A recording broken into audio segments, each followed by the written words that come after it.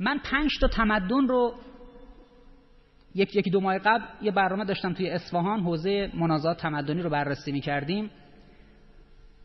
5 تا تمدن اصلی تاریخ جهان رو در 2500 سال گذشته مورد بررسی قرار دادیم. هر 5 تاش یهودی بود. اولیش تمدن هخامنشی. هخامنشیان که این تو این پاسارگاد کوروش کبیر خوابیده، یه موقع شاه ما میگفت کوروش بخواب که ما بیداریم،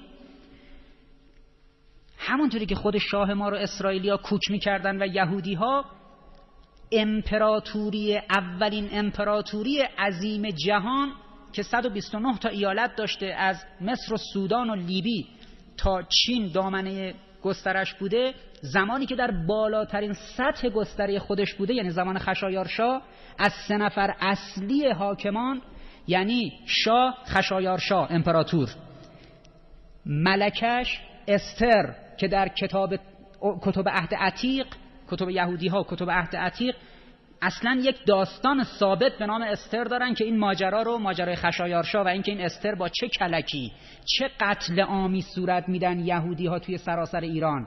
اون موقع امپراتوری توی شیراز نبوده، توی شهر شوش توی خوزستان فعلی بوده.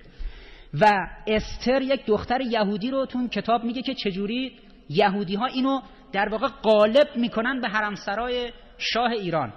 و این هم میاد یه ترفندی تهیه میکنه، وزیر اعظم رو میده اعدام میکنه شاه، عموش که یهودی بوده این رو میگذاره وزیر اعظم، نخست وزیر امپراتوری عظیم هخامنشی.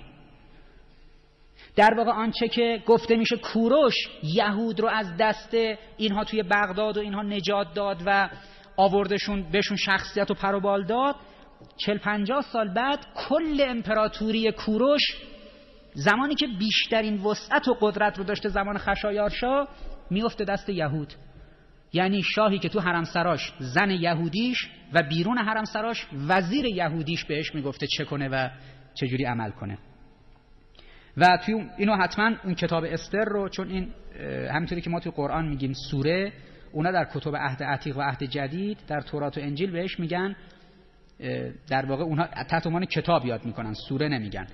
کتاب استر یک کتابی است که در تورات موضوعیت داره و این داستان رو کامل گفته. این چیزی که الان به نام 13 بدر تو ایران مرسومه، روز عیدی است به نام جشن پوریم که توی این روز عید اینها 70 و اونجوری که خودشون میگن تو اون سند آمده 73-4 هزار نفر رو تو یک روز قتل عام میکنن. سند تاریخیه، حرف خودشون، حالا تحریف شده ما کار نداریم، مثل قضیه هولوکاست میمونه، من تایید میکنم چون خودشون ادعا کردن، اینجا هم تو کتاب خودشون آمده و ردش هم نکردن. حتما این داستان استر رو ببینید، چون شاخصترین چهره موسیقی امروز غربی ها، یعنی خانم مادونا، 2 سال پیش توی 43-4 سالگی به مذهب کابالا گرایید. مذهب کابالا نوع مذهب در واقع عرفان یهودیه. امروز عمده ورزشکارا، سینماگرا و سیاستمدارای غرب کابالاییستن، مثل همین فوتبالیست انگلیسیه دیوید بکام، مثل رقیب جورج بوش، در واقع کری که میخواست بشه رئیس جمهور آمریکا.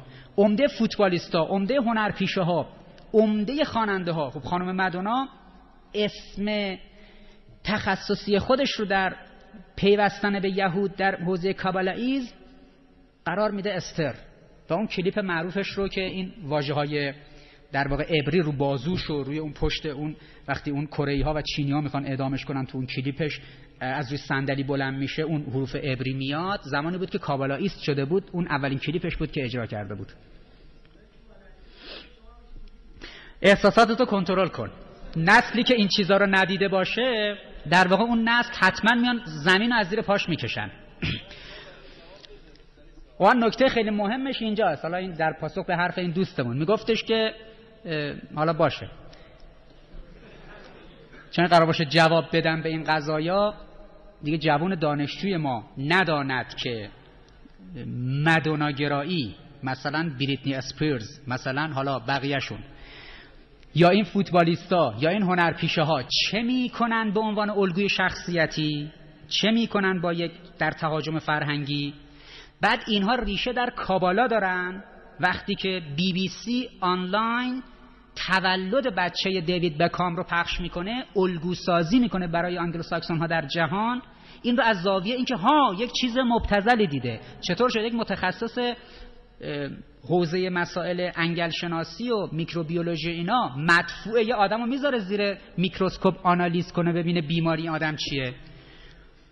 چیزی خورده که بعد تبدیل میشه به مدفوعش این انگل ها توش هست. یک متخصص علوم استراتژیک اگه قرار باشه استراتژی برای بقای جامعه خودش، اون بقای بدن شما رو مد نظر داره، میشینه مدفوع رو آنالیز میکنه زیر میکروسکوپ، اون آلودگی هایی که توی ذهن نسل شما میره و خروجش میشه رفتاری که افراد تو جامعه ازشون سر میزنه، قرار باشه کسی که بقای یک تمدن رو میخواد بررسی کنه این چیزا رو نشناسه و اون استراتژی که میده برای عمش خوبه.